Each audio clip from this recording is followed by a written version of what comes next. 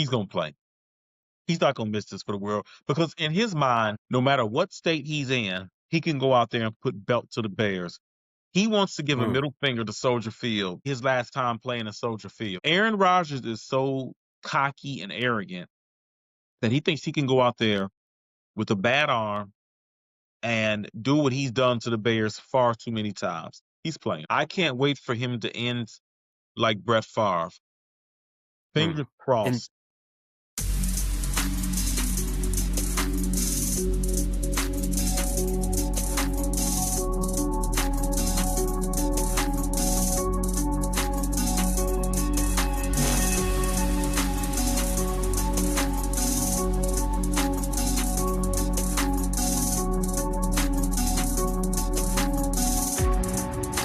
being a Bears fan and being a Bears podcaster, how much fraud talk you had to deal with this week from the haters? You know what? I see it more in the message boards. I haven't had it confronted to me by Bears fans. I think most of Bears Nation is just so excited. You know, when's the last time we've been 4 games over 500? 2018. Mm. So I haven't heard it much from the faithful. And, you know, amongst the faithful, there's still people who are pessimists. You know, the Bears fan that um, always is waiting for disaster, you know, Samuel Blackwell. So you got That bot? you argue with ChatGPT? outside of it, there's not really a lot of fan bases out there with the NFL experiencing so much parity. There's only maybe one team, maybe two that can kind of point you and say fraud. I mean, that's the Rams fan base. And I wouldn't say the Bills either. Maybe it's just the Rams fan, maybe the Eagles fan base, because the Eagles have a sustained amount of success. But the Broncos have had narrow wins over not so good teams. The Patriots got beat by the Raiders in week 1. As of right now, I haven't heard too much of the fraud. I think it's because of the landscape of the NFL is we don't really we're 11 weeks in and we don't really know a lot about a lot of these teams. We really don't. It's because I got to be in front of the camera doing this damn near every day. Let me not say like I got to. You know, I do this for fun. You know, You got to. it's a release for me. It's what I do. You wouldn't know what to do with yourself. Right. I wouldn't know what to do with myself with all this Bear enthusiasm I have. I'll probably get on some vagrancy. They probably catch me in an alley somewhere in the South Loop, trying to release all that emotion out of my body. It would be in a way that would probably get me put on an offender list. Just You might be at Hallis Hall waiting to crash out on the latest Ryan Poles draft day failure or free agency flop. You know, between exactly. Gallo and Vila Jones, you've been having a lot of pent up angry energy. You feel me though. You feel me. So being in front of this mic is not a curse. It is a gift, not just for me. It's therapy. It's therapy. It's therapy for me, and it's a gift to everybody else. So I do not do anything that would be considered a menace to society. However, I do want to answer this question for everybody, so you can stop asking me. Do I think the 2025 Bears are a perfect team? No, I do not. Do I think this is one of the best Bear teams in the last 25 years? No. Do I think this team is a conference contender? No. Does it matter what I think? No again. Who cares what people think? What I know is that the Bears are 7-3. And if any other fan of any other team out there would do this, hats off to you. I think you might be a little bit of a clown if you do, but that's on you. That's your journey.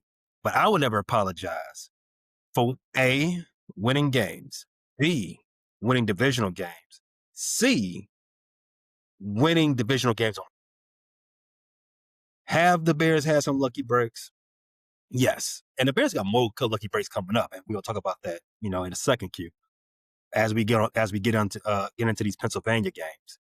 They got a lot more lucky breaks coming up on the schedule.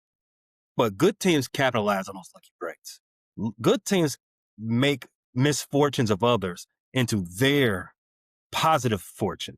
That's how the Bears got to be 7-3. They're 5-1 in one-score games.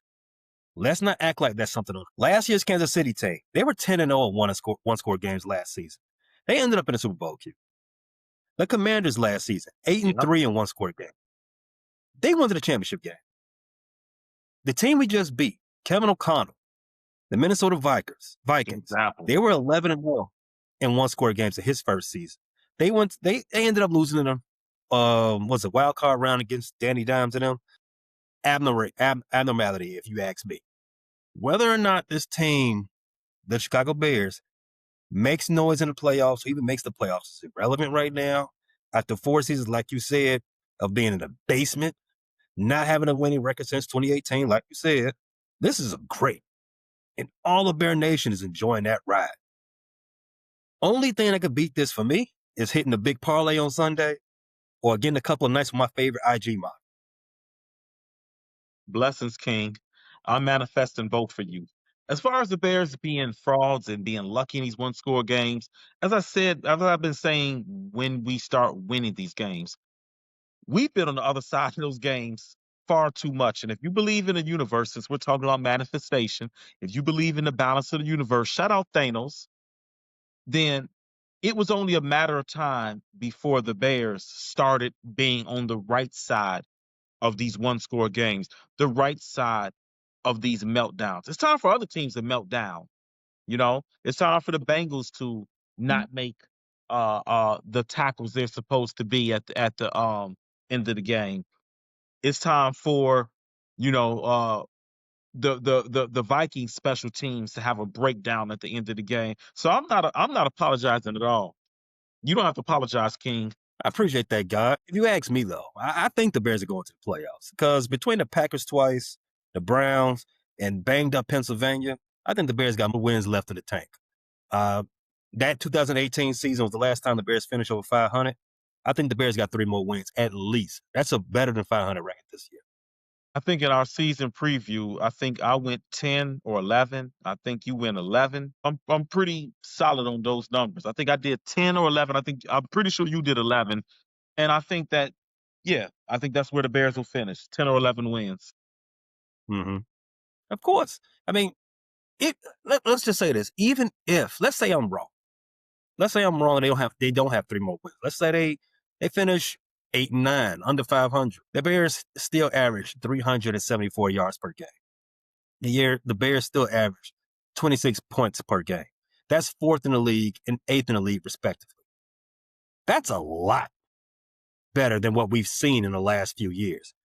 I don't know most of Bear. I don't say almost speak for all of Bear Nation, but I think the most sane portion of the fan base would be happy with that type of building block in year 1 of the Ben Johnson era.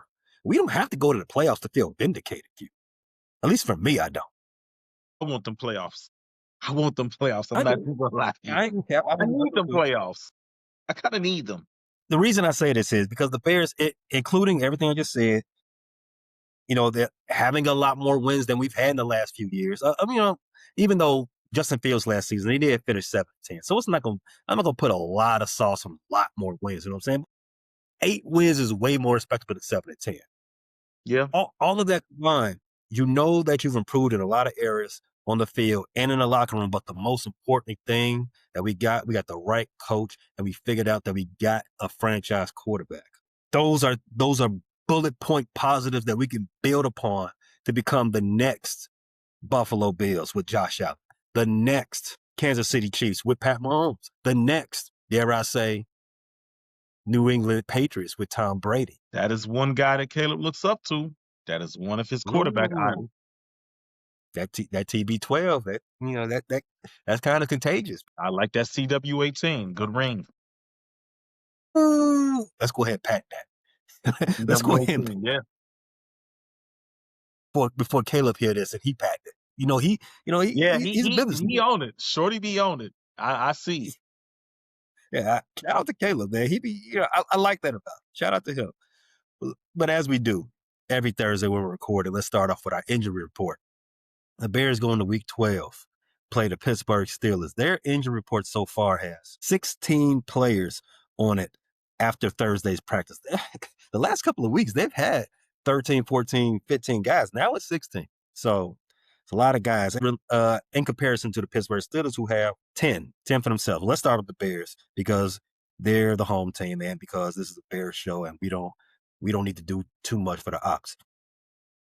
On Wednesday, Tremaine Edmonds led off a group of 6 guys who did not practice. That's him, TJ Edwards, Noah Sewell. You're probably happy about that. Jaquan Brisker, Kevin Byard, and Grady Jarrett. All did not practice on Wednesday. But as we know, Wednesday is mostly an install day, it's a walkthrough. Missing Wednesday practice isn't the biggest thing in the world because you're really in your position rooms watching film mostly that day anyway. Thursday, that's when you get out there in front of on the field in front of the media. It actually matters if you miss practice that day. So on Thursday, the Bears had another 6 guys who missed practice, but a little different names. Tremaine Edmonds, he also missed. TJ Edwards, Travis Homer missed. Roschon Johnson missed. That's big. We'll get into that in a second. Noah Sewell, you're probably still happy about that. And Joe Thuney. All did not practice on Thursday. As we know, Joe Thuney don't practice. It's usually because he's old and he's getting a rest. So, Q, I named all the guys who did not practice, who hasn't logged to practice this week. What do you think is the most concerning thing so far with that?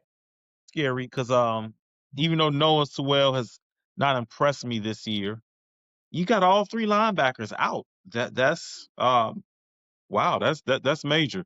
So that immediately stood out to me. I wasn't concerned about Kevin Byard because I heard he gets a lot of veteran rest days. Ditto for Grady Jarrett. Linebacker corpus being out is concerning. I kind of thought the running back injury situation right now is probably the most concerning. Other than DeAndre Swift, well, DeAndre Swift is on the injury report. He's at the bottom. He is still nursing a hip. He's had a lot of injuries this season. He's fought through them, though. He's fought through them, and he's answered the bell. Shout out to him for that. Limited practice on Wednesday. He's a full participant on Thursday.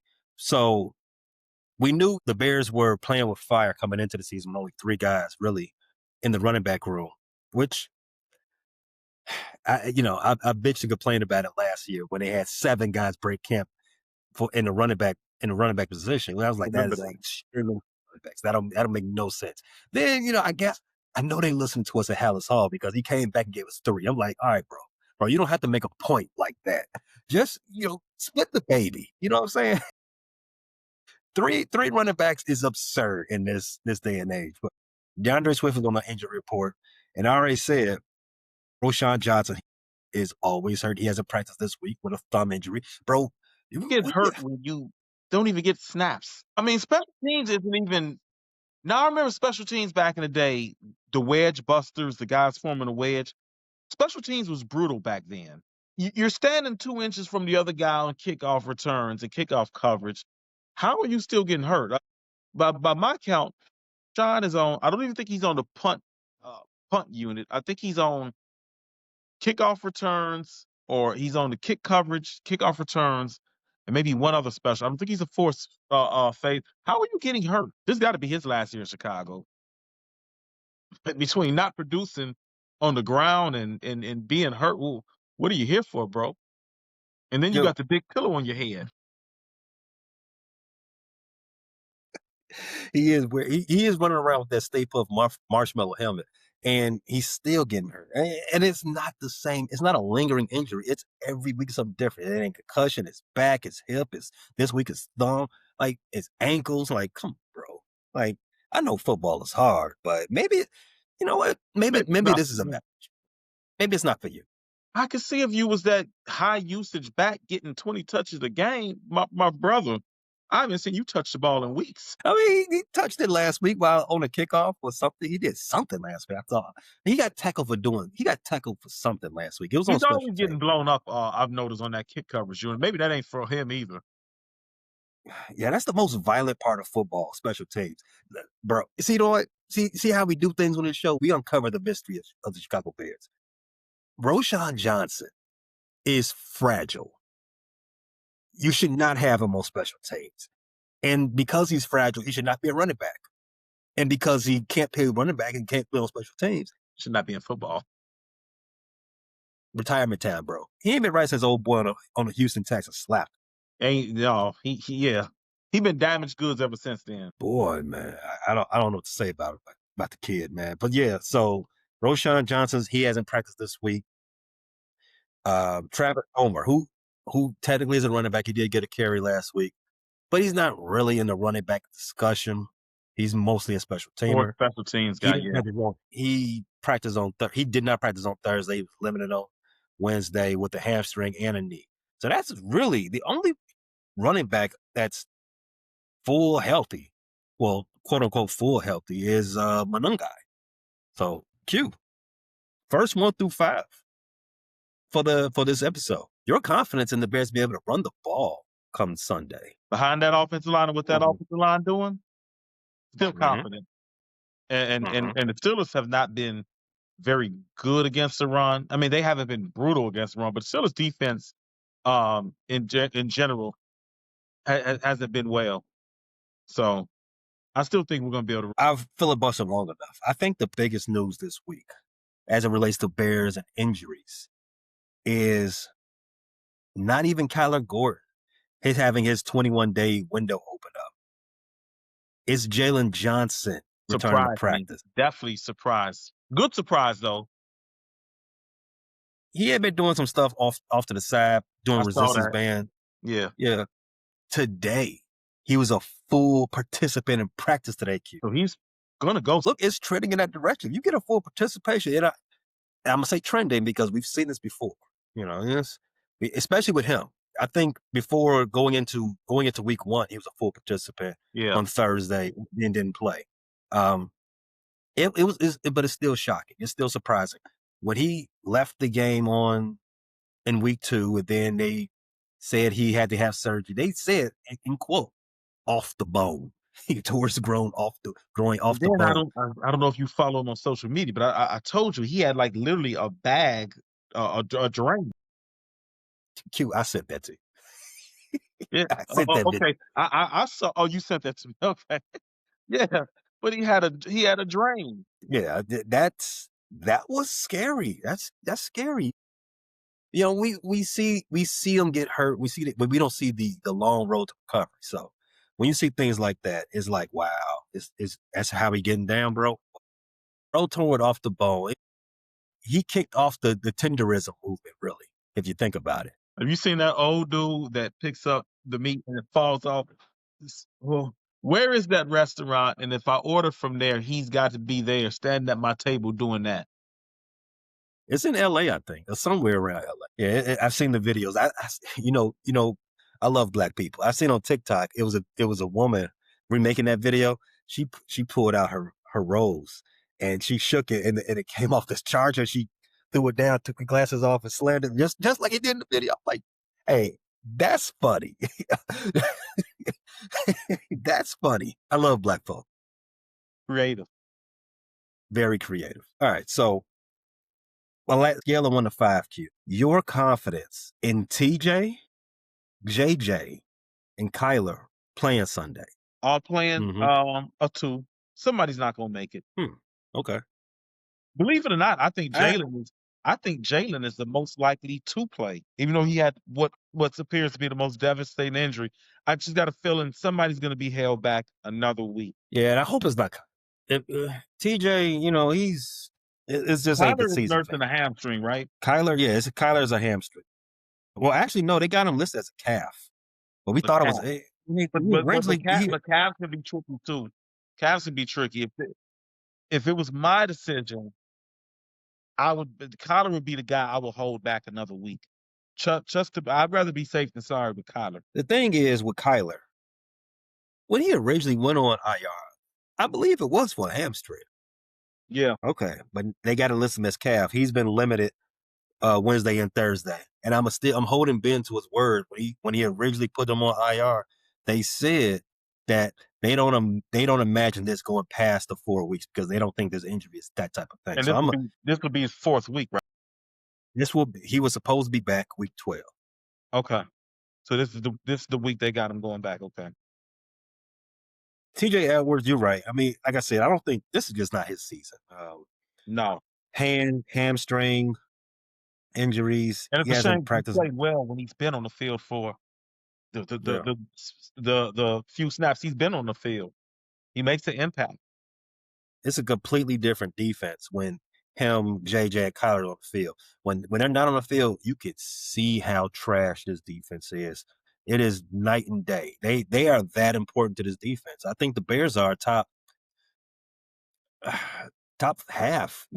At least Oh yeah, 16. oh yeah. Good I move. I I I would say with healthy Kyler, JJ, and Edwards, I think they're hovering in that 12 to 15 range defensively of the 32 teams. I don't think that's a stretch at all. Jalen's a all pro. Kyler is, if you look at PFF and some of these other metrics, he's a top 3 to 5 nickelback. And TJ is probably, I know that he's playing a little bit more Mike this year. I don't know if you've listened. TJ, in terms of off-ball linebackers, if you got 64 in the league, he's in the top 20. So you're talking about guys who are frontline starters. These are guys that are they're much. There's a huge gap between them and the replacement level players that are filling in for them. So yeah, I do think this defense goes from where would you place the Bears defense from what you've seen this year without them? Where would you place them in amongst the NFL hierarchy? Bottom At 10, least bottom 10, bottom 5. bottom 5? I say bottom 5, but I've seen a lot of trash defenses, so I'm gonna say bottom 7 to bottom 8. Yeah, yeah. I can only think of I can only think of maybe 3 other defense that I'm sure the Bears are not better than. The only thing I'm putting them up there is takeaways. Their And see, ability that's the to thing. The takeaway elevate them over some of the other trash defenses to me because I got them better than the Raiders and Cowboys. and Just because, yeah, the who? Bengals. Oh yeah, for sure. I got them better than those 3 teams. Miami's a little bit more stout, but I got them better than Miami because the Bears take the ball away. So I got them. There's a few teams I have under, and the takeaways definitely elevate them out the bottom 5 to me. All right, some other injury news we got. We did talk about Jalen Johnson. I want to point this out. He has not been activated, but as you said, it's trending in that direction. Jaquan Brisker, he's been a full participant of practice, but he's a regular on the injury report, so we're not really worried about him with his shoulder injury. Same thing about DeAndre Swift. Nate Edmonds, he hasn't practiced this week as well, but I don't feel. I feel like that's just whatever. I just feel like they're just holding him out just not to get banged up anymore. Just more of a precaution. He was on the field for every snap Sunday against Yeah, Minnesota. So I don't think there's a I word feel he's anything gonna to worry. play. Yeah, I'm not worried about him. Your boy Sewell, he's probably going to play. Same thing for him. He was out there for pretty much the whole game against Minnesota. Probably just nursing some nicks and bruises. I know that doesn't necessarily make you feel too good, but you're probably gonna see old neck roll out there. I'm here for it. I'm Uh, confident that one day he's gonna recruit his brother to come play for the Bears. ooh, fingers crossed. And I hope it's not a Chicago Bulls situation where we finally get the star 34. too late. Right? Yeah, we don't need that. We don't need Orlando we don't Pace. need a The Bears have done it too. I think yeah. all Chicago sports teams have done the thing where we get the guy way out of. I mean, Ken Griffey was in a Sox uniform, and Sox fans still try to claim Ken Griffey as one of theirs. I'm like, they try to You claim see Ken how Griffey. Is you see how do sad you, it is to be a fan of a Reinsdorf team. See how sad it is. do you consider Bo Jackson a Sox? Fuck no, no, hell no. I mean, what the Cubs have done it too. The Cubs got Kenny Lofton, but he's still the playing good Cubs got baseball Kenny that year, though. Lofton. They Well, had no, he was still playing good baseball when we got him too. Now we yeah, got Greg Moises Maddox Alou, back the second time. That was Juan Pierre. Juan Pierre. Yeah. Who else? What's my man? No, Rafael Palmeiro was earlier in his career. Um, We didn't get him did during a you good count time. Greg Maddux? Yeah, the Cubs seem to get the guy before he has the great years. Schwarber, one of my favorites, Kyle Schwarber, Say that one more time. One of your what? one of my favorites, Kyle Schwarber. Not I mean, he was that was one of the guys that I pleaded with the Cubs not to let go of. And as you see, now he's having 50 home run seasons. Got to get me on that baseball show. Got to get me on that baseball show. Schwartz. We need a cap graphic on here because you feeling it right now. The Bears had Jared, Jared Allen. The Oh Bulls man, that was had so Ben Pippen. disappointing. That was Yeah. so disappointing. I don't know between Jared Allen and Orlando Pace, because I had watched them do great things in the league and great things against the Bears, and they came here. Man, when I was a kid, I don't know if you remember Brian Cox. Now he in his Miami days, he made that neck roll proud. He got here. Mm-hmm. He was a physical player, but he was just too goddamn slow. He had to run like a 5 flat. I mean, running backs were hitting the gap and leaving him on that second level. Yeah, the Bears did it too. Nobody does it like the White Sox though. Nobody. Nobody. Well, the Old Ryan Bulls, story. the Bulls are pretty close. They'll throw you a Dwayne Dwayne Wade. Wade, or even in the championship years, getting Robert Parrish when he was barely able to walk up the court. Mm-hmm. That's Reisendorf. Remember when John Starks brought his one testicle to Chicago for 3 games? He wore a headband too with the Bulls too, did He might have. he? Is such a bum. Ben Wallace went from a 15 rebound guy at getting 3-4 blocks to getting about 8 rebounds. He was Isaiah Stewart by the time he got here. He might not even been Isaiah Stewart. He might not even been that. I was arguing with somebody that tried to say the Ben Wallace acquisition was successful. You can have that one. Yeah, okay. Kyler Gordon, also just like Jalen Johnson, he has not been officially designated for return, but his window is open. Fingers crossed if he can come back. All right, let's move off the Bears injuries real fast. Let's talk about the actual biggest injury. Yeah, I can say that. Biggest injury coming into this game.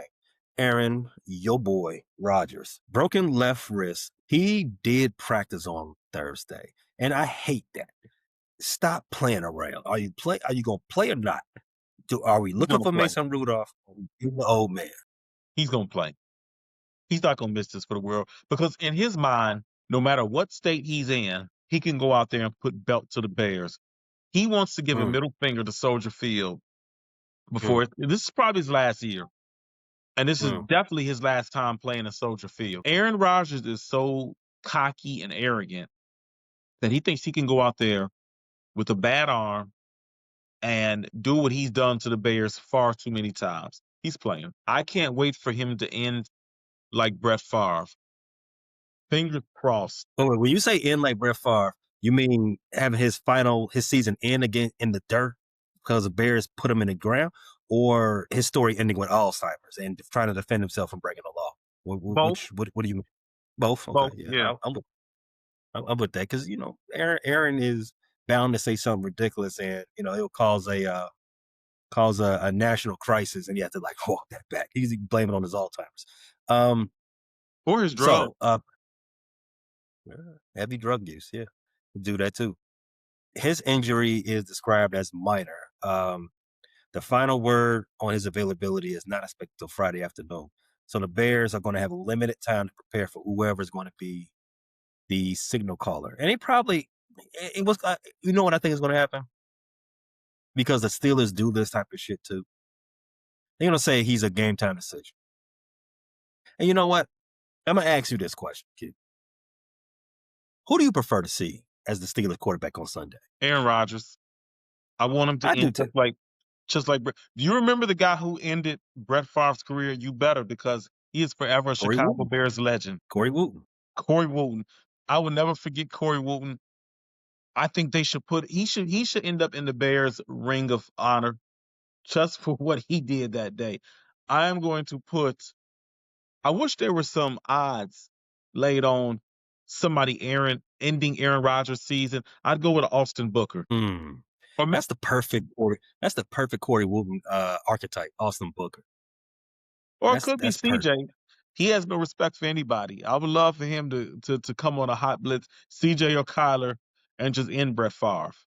Hit that arm and just let it fold. I want it to fold backwards like Jaden Daniels' arm did. Ooh, graphic. I like it. Bear down. I've been calling it since the schedule came out. I've been circling this week. I won't I want the Bears to get that lick back. We got to slide on our ops one last time because I do agree this is last season. I mean, if we're gonna get it, we're gonna get it. You gotta get it now, or he's gonna have to eternally have that over. I don't want that.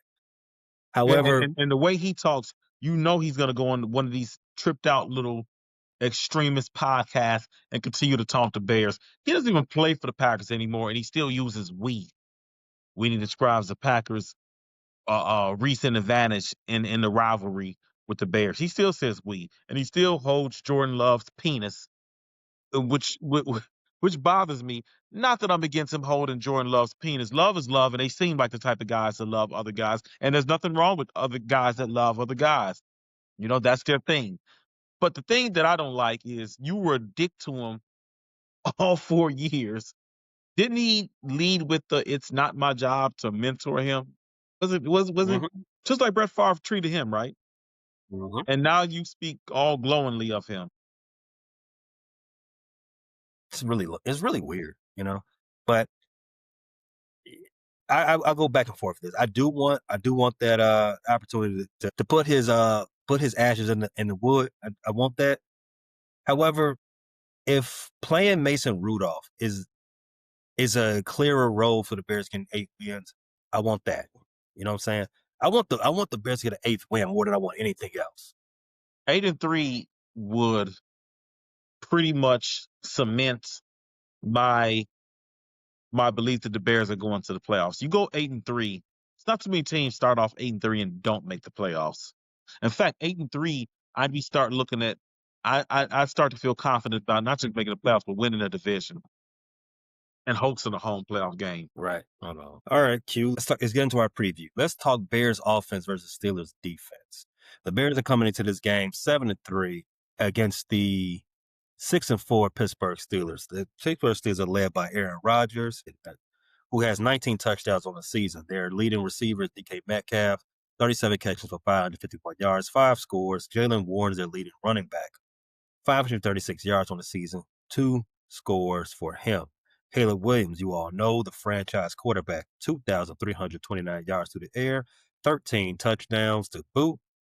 Leading receiver Roma Dunze, 39 catches, 600 yards, 6 scores. DeAndre Swift leads the running back room, 634 yards and 4 touchdowns. The Chicago Bears lead the all-time series, 19 wins to 8 losses and 1 tie. And the Bears have won 3 of the last 2 meetings between these two teams. Q, even though I said the Bears have won 3 of the last 2 meetings, I don't feel like that. Because the only thing, when I think about the Bears playing the Pittsburgh Steelers, you know what I think about? I think about Jerome Bettis running Brian Urlacher over. Even though I don't have the most rosy, opinion or of Brian Urlacher, I think like we need to slide on the Steelers for that. You said the Bears have won how many of the last? 3 of the last 5. 3 of the last 5. Okay. I remember one we lost. We shouldn't have lost. If you remember, Clay Marsh's got excited. They gave him a 15-yard penalty after. You remember that game a couple years ago? I remember that. That was in the Nagy. Was it in the Nagy era? No, that was in the Fox era. You talking Yep. about? No. Eberflus era. Justin Fields played that game. Yeah. I remember that. We lost the game like a field goal, I think. Yeah, they kept the drive going because he's celebrating. They said he taunted the sideline, which is ridiculous. Mm-hmm. So we've really been owning the Steelers lately. Let's get into the strategy. Let's start with the Bears offense versus the Pittsburgh Steelers defense. The Steelers have an elite pass rush. We've said that a few times about a lot of teams this season, and none of it has been a huge issue so far in the game. Whether that's good pass blocking, shout out to Darnell Wright, shout out to Joe Tooney, shout out to Jonah Jackson, Drew Dalton, and the rest. Not so much you, Theo. Get your act together. And shout out to Caleb Williams being able to wiggle out of some bad situation. Twirl, right? The Pittsburgh Steelers have an elite pass rush, and they also can force their opponents to turn the ball over too. They are going into this game against the Bears offense and they're still seeking some consistency, trying to exploit their the weaknesses of the opponent's defense. I think what do you think the biggest weakness for the Steelers defense is? I think it has been and continues to be through the air. I think they've been exploited through the air a lot, but they've also been susceptible to the run. I think Jalen Ramsey has seen his best days in coverage. I believe it said a couple weeks ago he's been playing a lot of safety. Mm-hmm. Joey Porter is their number one corner, and Mm-hmm. he's not very number one corner like. So they just haven't been able to find guys good in coverage. So I would say the pass, but the Steelers have been susceptible to the run this year too. That front seven it's showing some aging. I know Cam Hayward has been in and out the lineup. He didn't know if he wanted to retire. Um, is it Highsmith? I think he's been banged up too. So their front Mm-hmm. seven hasn't been um the classic Steelers front seven we've seen hell for the last 2 or 3 decades. So the Steelers defense is a pretty middling group. It's actually probably not much better than the Bears. In fact, I think full health, I would take the Bears defense right now. I think they're weak through the air, but in particular, I think they're weak defending defending the middle, defending the hashes. I don't think their linebackers are very good at covering. Patrick Queen, he's not a great cover linebacker, and I don't think they have any great cover linebackers. And why I'm saying this because tight ends have been beating their ass all season. The Steelers are actually, I didn't realize that the Steelers actually are ranked behind the Bears in yards per game. Wow. They haven't been a good defense, and I'm saying this on the heels of the Bears trying to exploit the Vikings' inability to defend tight ends. Come in and Coastal Loveland. They made their presence felt in that game. It may not show in the box score, but if you watch the game, you saw that there was an opportunity. Komet and Loveland was not having any problems doing what they wanted to do out there. Yeah. The Steelers through 10 games this season, tight ends have gotten 7 touchdowns in 60 catches against them. Wow. I expect the Bears to be out there in 12 personnel a lot Sunday. It might be cold in Chicago. It might be, because I've seen the weather. I think they are forecasting the polar vortex may hit Chicago sometime next week. If it comes a little early on Sunday, I expect this to be a very rough game. Well, I welcome it if Aaron Rodgers is out there with that cracked bone in that left arm. Oh, that's gonna be not so good on that arm. It won't be good at all. And the Bears But have then played in again, some Aaron is inclement gonna weather. be on so many drugs, he might not even know he has an arm by by the time we kick off. 'Cause we know how Aaron gets out. That's why he's able to play. You know, he's he, he's gonna be loaded up on so many psychedelics. Listen, all you hustlers out there, make sure you let Aaron know you got the best stuff in town. He's got lots of money. He's got lots of veins and lots of orifices to shove those drugs in. So make sure you get your money. He's got money Hey, too. Black Friday is early. If you're a real hustler, you gotta this your time. This your time to make that coin. You know what I'm saying? Get that bag. If you a bag chaser, get after it. The second biggest weakness for the Steelers defense this season,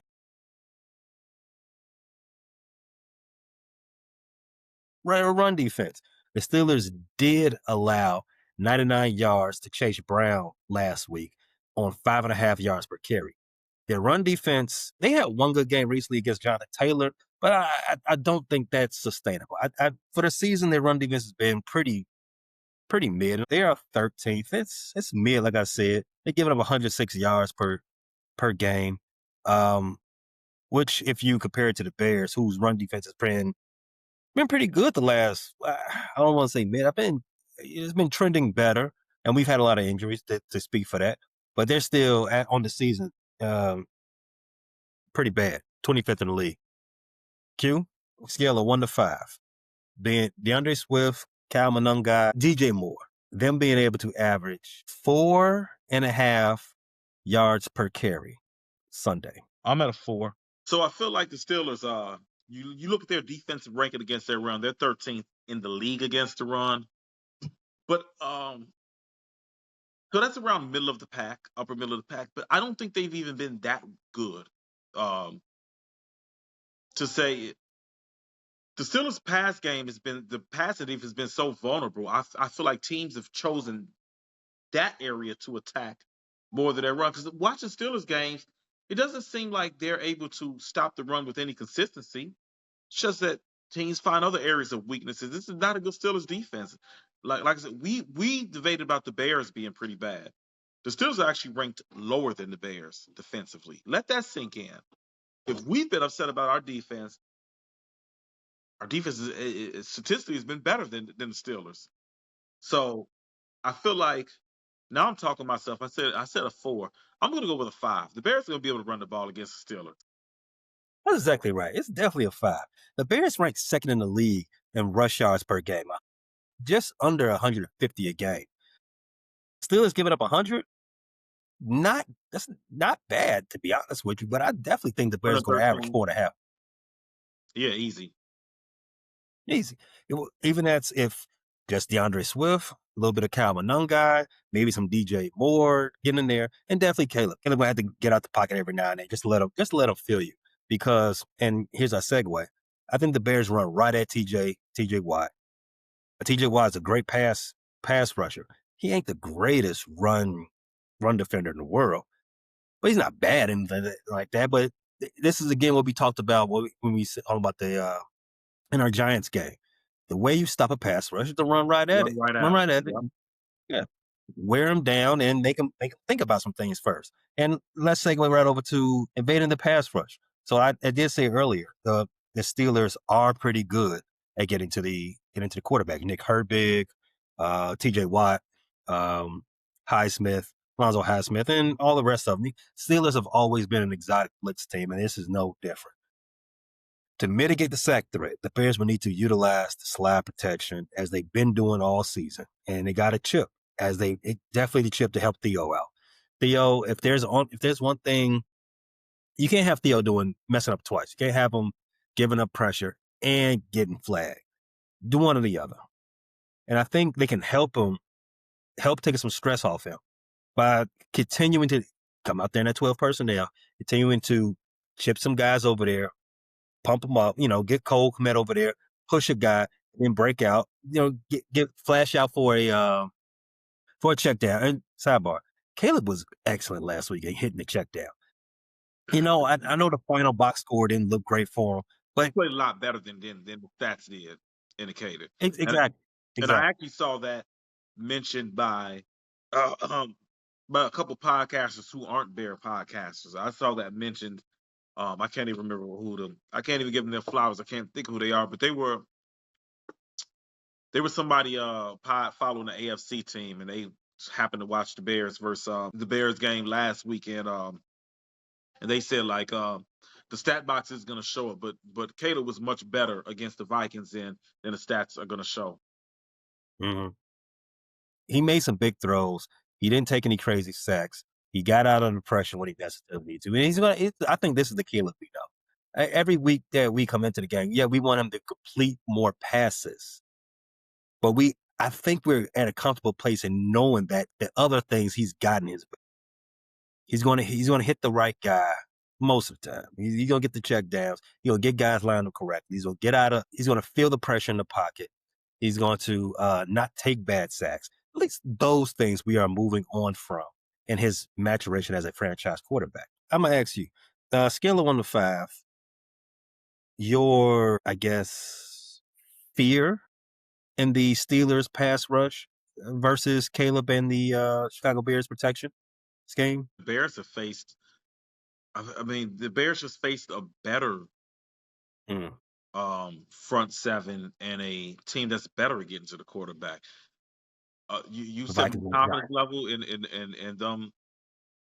I'm going to go with a 4. And I know TJ Watt is there. TJ Watt is not having a monster season, not a bad season. He's got 6 sacks right now. So in 10 games, he's still going to finish with 10 sacks. But TJ is capable of the 18-20 sack range.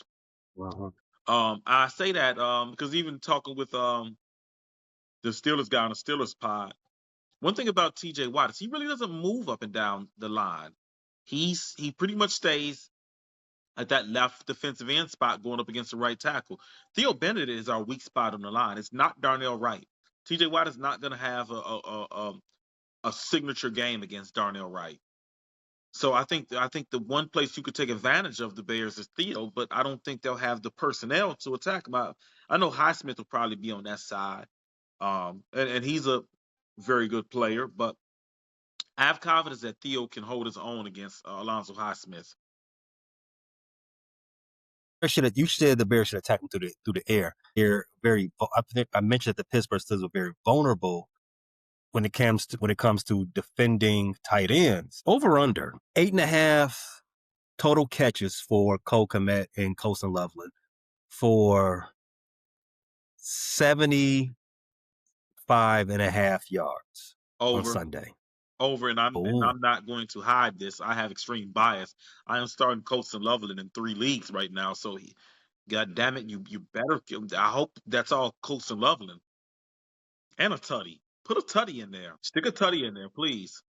Colson Loveland for anytime touchdown score. I'm already putting that in my parlay. last week, Colson Loveland, he had 40 yards, and Cole Kmet led the team with 45 yards. I think 75.5 yards combined is on the low side. I'm going with you over, especially against. That's how they did a team that also struggles with covering tight ends. This team is also, it seems even worse. So I definitely think the Ben Johnson knows that, and they're going to scheme that up. So the overall passing attack, Caleb Williams, he hasn't been good recently, and as it relates to completion percentage, he's under 60% in 3 straight games. Passer rating under 84 in 4 of his last 5. Last week, he recorded 68 rating, 50% passing, 193 yards, 0 touchdowns. The box score has not looked pretty, but I'm telling you, if you watch the game, and not as a fan, not watching it for the first time with all the drama still in front of you, come back and watch the game a little later, as you already know the outcome. Just pay attention to what's going on out there. Do a little analytical work. You can see that it's not really that bad of a game. You know what I mean? Yeah. But with all that, there just need to be an improvement. And for one, from him, and two, offense in general. Again, red zone efficiency. The Bears cannot continue to not come away with 7 when they get into that red zone. That's why that game was so close in last week, because the Vikings should be put away. Every team that we beat should be put away early. It's just we keep bringing Cairo out there because we can't. Because when the field gets smaller, we forget what we're doing. We forget how to stretch a guy out. I think this week with those 2 huge tight ends, I think we get them on the side of a field by themselves and play a little basketball. Q. Once we get into the red zone. I would love that. I don't know if you noticed, you were talking about a lot of 12 personnel. The Bears actually were in 13 personnel a few times Mhm, last week too. You saw Durham Smith sightings, and they were able to run mhm. really well out of those personnel groupings as well, and even able to pass out of 13. Yeah. Other than that, Caleb Williams does need to be a bit better in hitting the big play. It's Yeah, a lot of his down the field passes are a little bit too straight. It needs to put a little bit more arc on it, and just all of that comes with just more practice with your guys. And I'm not all the way concerned with that, but there is room for improvement. In conclusion of this segment, we both think the Bears can successfully establish the run against the Pittsburgh Steelers, use their tight end strategically, maybe in the red zone and in some high point situations, and definitely not put themselves behind the stakes by taking sacks. I don't think we fear that too much. Let's move on to the defense, Q. Like I've said a few times earlier this episode, the Steelers' offense has not been particularly good this year, and I blame Aaron Rodgers all for it. He's washed. The Steelers went back again to get a 1-year rental, like instead of actually grooming their own. They thought they was getting MVP Rodgers. They got New York Jets Rodgers. He may not be a malcontent in the locker room yet. The final story on that is yet to be written. But he ain't like that guy anymore. They could have kept Justin Fields. You know what? Let me not even go down that path. Because Justin Fields looks, whoa, let's not talk about it. Got benched for Tyrod Taylor, man. Damn, I hate that for him. yeah, I absolutely hate that for him because that means he's definitely going to be a backup next year. But it's over. It's over for my boy Justin. He's He holding the door. might want to show that he can return kicks as well. I'm not going to go that Damn. far because Mitch is still out No, there running around as a backup. You know what? right, man. This He life. could beat You he could be a could go to backup. Buffalo and beat Mitch out right now, easy. But then again, Mitch. I don't know about that. I don't know about that. Here's the thing: Mitch is in a comfortable spot in Buffalo. He's probably Mm-hmm. fluffing Josh Allen and Sean McDermott, and he's in Mm-hmm. commercials.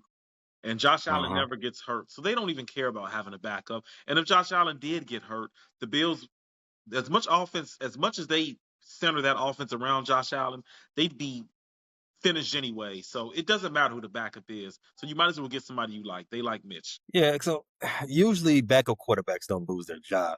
Once you're in a good spot and they're comfortable with you as being the backup to the actual franchise quarterback, you stay there. That relationship is pretty safe, right? The Bears' 3 losses. In the Bears' 3 losses, the team has scored at least 27 each time. The Pittsburgh Steelers average 24 and a half points per game. I think they've only scored over 27 3 times so far this season. They are averaging less than 200 yards per game. Shout out to Aaron Rodgers. You washed. They are averaging 88 yards per game. While the Bears defense is giving up. Well, the Bears defense, we talked about how bad the Bears defense is. They're giving up 231 yards per game, and they're giving up 133 yards per game on the ground. Scale of 1 to 5. The Steelers can have a season best in passing yards against the Bears defense. Not if Kyler and Jalen Johnson show up. That I'm Mm. doing that with a 1 or 2, and I only am going to go up to 2 because that's in case the Steelers get down double digits and are just throwing against soft coverage, throwing underneath routes against soft coverage. I think in the preview with the Steelers guy, I said I expected a close game because that's what the Bears have been playing.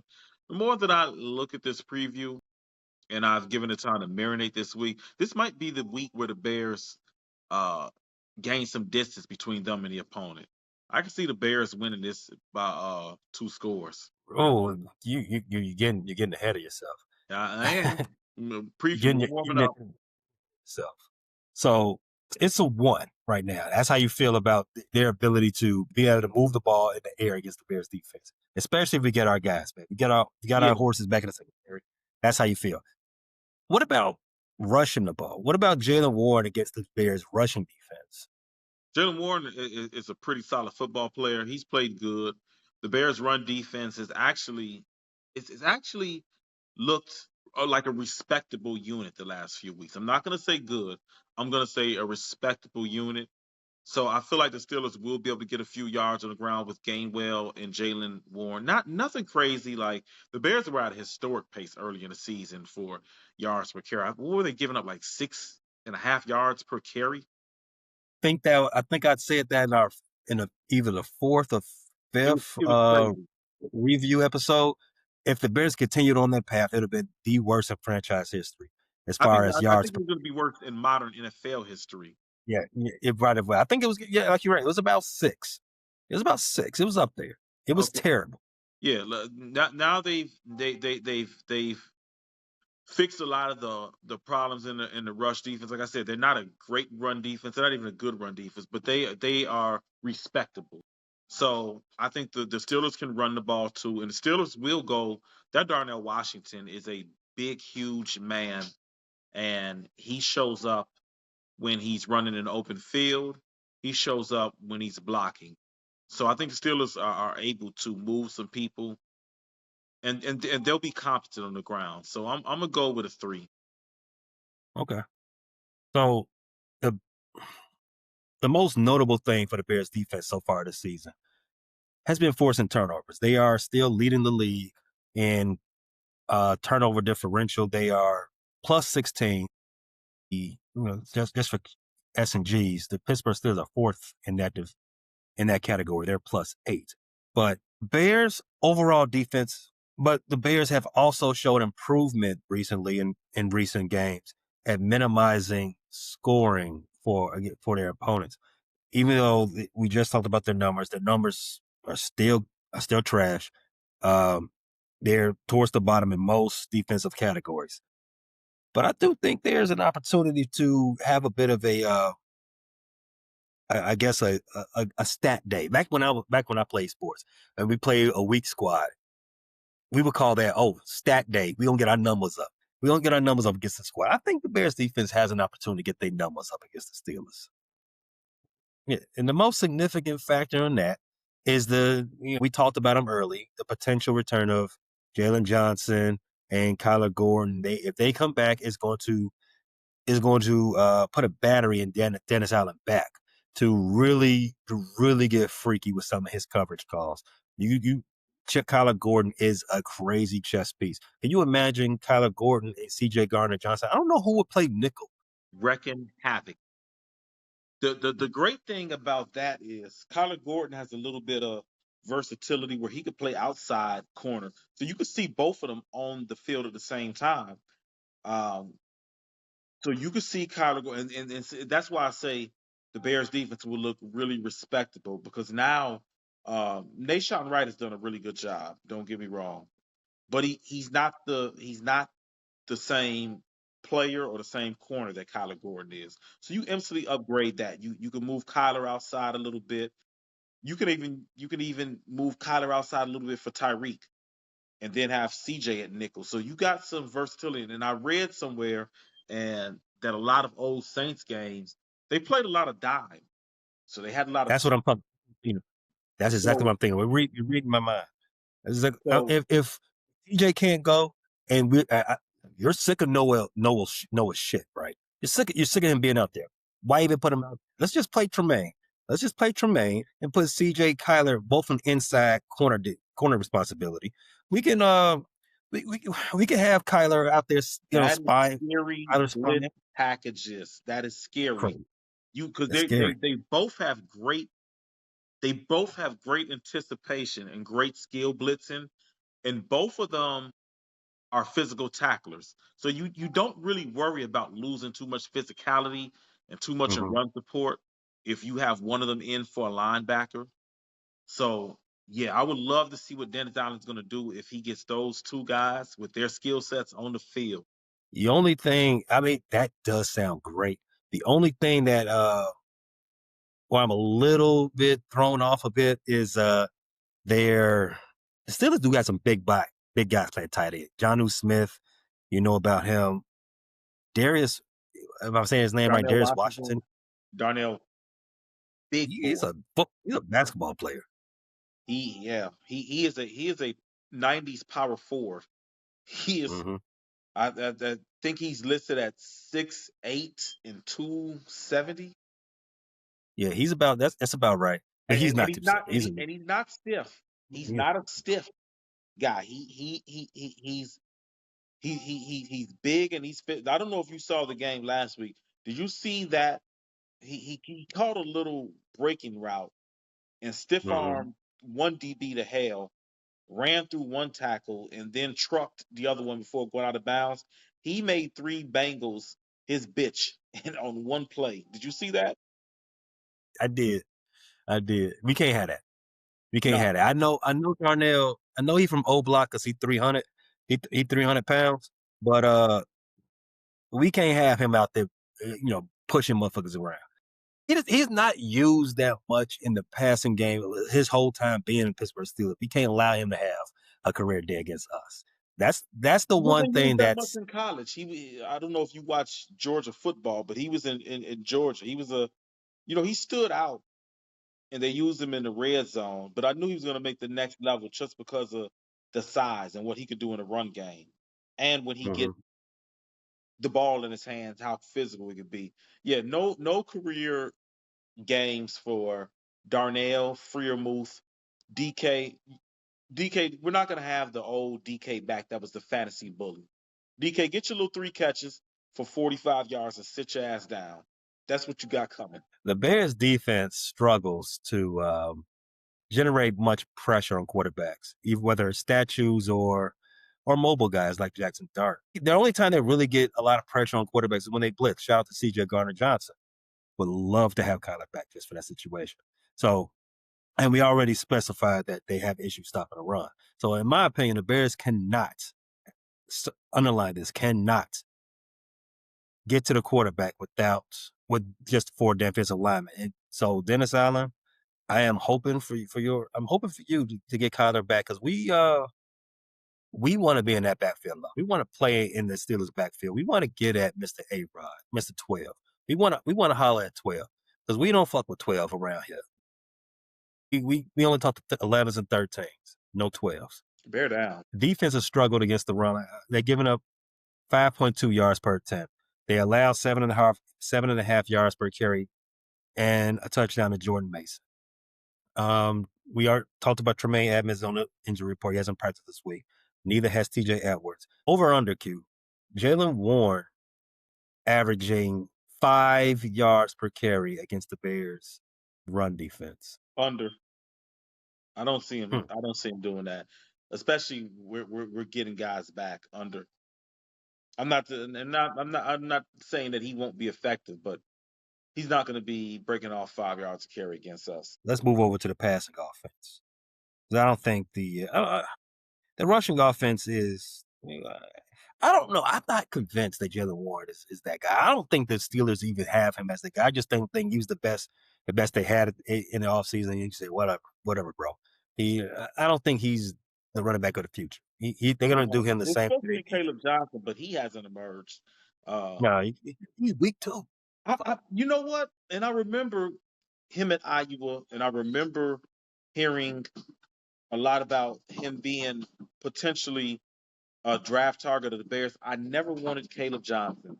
That was never the running back that I desired for the Bears. I said Aaron Rodgers was washed earlier. And let me qualify that with some numbers. For the last, I don't know, since Aaron Rodgers won his last MVP, he's been extremely careful with the ball. His interception numbers have been so low because anytime anybody's come close to him, he throws the ball away, dirts it, or whatever the case may be. Like that's on one hand, a savvy vet move. On another hand, that's telling you right there is like he's not that guy anymore. You know, he would sling that bitch around when he was in his prime. He's well past his prime now. Yeah. The boy's washed. It's funny you bring that up because I've been listening to a lot of Steelers material, pods, radio in the week leading up to this. And Aaron Rodgers, statistically, he's putting together what seems like a respectable year. If you look at just numbers, stats in a vacuum. But when you break down and look at the film, like you said, whenever somebody gets near him, he's dirting the ball. He's not risking putting it in the air. He's also not throwing downfield a lot. That's part of the reason why the Steelers are using 3 tight ends. He's very comfortable throwing in the flats, checking it down. He's getting rid of the ball quick. He's not waiting for routes to develop down the field and taking a chance getting hit.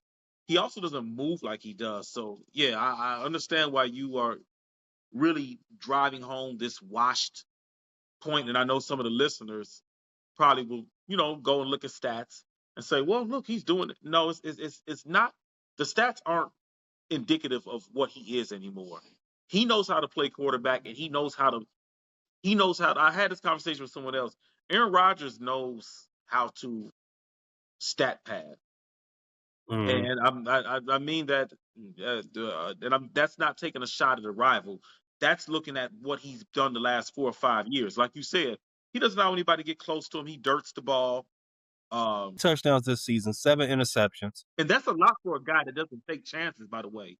7 interceptions is a lot for a guy that's not throwing down the field or putting the ball in tight windows like he used to. Less than 200 yards per game through the air. He doesn't move around that well anymore in the pocket. So if the Bears get an opportunity, 15 yards last week. DK Metcalf is probably having his worst season as a pro statistically, for being healthy all throughout the season. Well, there's no point in DK being paired with Aaron Rodgers. DK is a guy that we know what DK wants to do. He's not the most agile guy at the top of the route. He's doesn't have great footwork. He's not going to. He's going to want to run slants. He's going to want to run go routes. He's going to want to run post and deep outs. That's DJ's bag. You're not going to get a guy running sharp, crisp curls and and digs and arrow routes. That's not what DK is. That's not what he's ever been. Nope. And like I said, Rodgers he's at this point in his career, he doesn't really move around the pocket very much. When he was younger, he had very good pocket presence. Now, like I said, if you sneak up on him, you may be able to pop him. But if he sees you come, he's on dirt the ball, which is a wasted down in my opinion. Can we address what Aaron Rodgers is now? Pussy. I agree with that. Not only do I think he's exactly what you said, he's vagina, but he's also, you're full of shit. Shout out Tiff. But let's talk about Mason Rudolph, because he may or may not be QB1 come Sunday, and he may or may not get some snaps Sunday. He came off the bench last week for Aaron Rodgers after he got hurt. He threw for 127 yards, 1 touchdown, had a 118 rated Q. I don't know how many times you've seen Mason Rudolph play for the Steelers or what other team he went to briefly. Mason Rudolph, is he actually the most dangerous quarterback they actually have coming into this game? Should the Bears actually want to see Aaron Rodgers versus actually playing Mason Rudolph? You bring up a good point. Mason Rudolph, he wasn't very good for the Titans last year. The Titans they still have. They have things going on with the personnel and organization that will make it hard for any quarterback to succeed, let alone a mediocre one. Mason Rudolph, in his time with the Steelers structured offense, supported by a run game and a good head coach, because Mike Tomlin's a good head coach, he's actually done well. So it's hard for me to say flat outright that Mason would be better than Aaron Rodgers, because despite Aaron Rodgers being washed, not being the same quarterback, manipulating things, with the stats to make it seem like he's better than what he is. He still has the high IQ on the field. Aaron Rodgers does.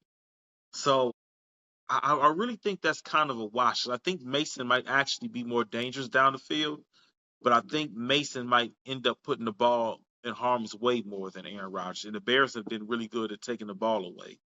So I don't think the Steelers have an advantage either way at quarterback. No matter who plays quarterback, the Bears need to focus in on Kenneth Gainwell and Jaylen Warren coming out of that backfield. They're pretty much the guys who run this offense. Shout out to DK Metcalf. But Kenneth Gainwell, he's last handful of games, he's been pretty much their best offensive player. Last week he was a top pass catcher. He had 7 catches for 81 yards and 2 touchdowns last week. We know Kenneth Gainwell for his time with Philadelphia Eagles. For the Steelers, he's been pretty good. He's been a very good free agent pickup. Now, Washington last week, you talked about that big play he had. He had 7 yards last week. DK Metcalf, he's averaging about 50 yards every week. He had 49 last week. He has not topped 56 yards in 5 straight games. We can make this a 6-4. Bear down. Yeah. So all in all, I think the Bears defense must commit to stopping the run. Jaylen Warren, Kenneth Gainwell. They must and got to rely on secondary to make a. I think we need our secondary to make a big play for us to really stamp this game home. I think if Jalen Johnson, Kyler Gordon come back, that's the added boost. But the play of the safeties, Brisker and Byard, has been tremendous. I am starting to get a little worried about Tyreek Stevenson always being up on an injury report. I think it's hurting his play a little bit. Nahshon Wright has been up and down. He's made some big plays, but he's also been torched a couple times. And it's leading me to believe that the Bears are either going to make a big play, are going to need to make a big play in the secondary to win this game. Not that I think because I'm scared of the passing bravado or the passing ability of the Steelers, but the Bears need to put the fear of God into them to make them believe that they can't throw the ball and to make them a one-trick pony and try to run the ball on this bad Bears defense. I think in order to win this game, I want to see them take the ball away, force the hand of Mike Tomlin and Arthur Smith, try to force their hand and make them more of a running offense all Sunday. And to that credit, if Kyler Gordon is back, the Bears running defense is a lot better, Q. I know you agree with me on that. Definitely. All right.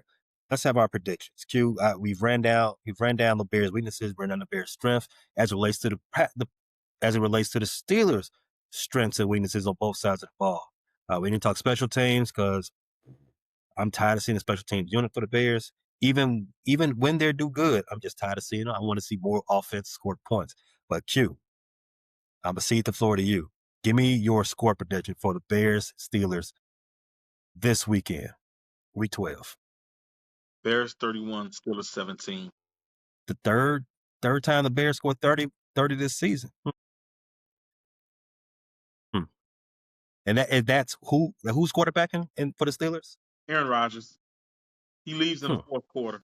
Does he leave because he's been hurt, or does he leave because he's playing so bad he got yanked? Either way, I Little bit I of am both. erect. He's limping around. They're down 31 to 10, and he's ready to get up out of there. You know how Aaron does. He's whining. The Soldier Field crowd is getting on him. On his ass. On his ass. On his ass. He runs to the sideline. Take me out. My wrist hurting. My vagina's leaking. I need to sit down. That time in the month. Yeah. I'm not gonna go that far with this offense because maybe because I got to see it first. I got the Bears 27, Steelers 13. In fact, I'm gonna give the Steelers a little bit more credit. I got the Bears 27, Steelers 19. If the Bears do exactly as I said they do, they get a takeover sometime early in the first half, snatches the confidence away from the Steelers offense, forces them to be one dimensional, run the ball. I think the Bears lock down after that. The same way they did against the Vikings for a large part of the game, they had no belief in their ability to move the ball through the air. And if the Bears do this again, if we get some better players back in the secondary, no way can the Steelers move the ball against the Bears in their home building. They're going to have to run the ball. And if they run the ball, you're not going anywhere. You're not scoring any points against this team. We don't have to worry about a quarterback being mobile this week, so we don't have to use any energy as what a quarterback spy, use any energy trying to contain. We can go all out and get to the quarterback this week because both of them are statues. Both of them, you get too close, they're going to dirt the ball. This can be one of those dominating, as I said earlier, day to get your stats up. Bears 27, Steelers 19. I got two takeaways for the defense. One of them, Jalen Johnson. Welcome back. Bear down. Welcome back. Bear down. Thanks for listening to this latest episode from the Frustrated Chicago Sports Fan Channel. Don't matter if you listen to this on Apple Podcasts or Spotify or watch it on Twitch or YouTube. Make sure you like, subscribe, share with a friend, hit the notification bell so you never miss a drop. And to all the guys from Chicago, we say three things. Bear down, go Cubs go, and sell the team, Jerry.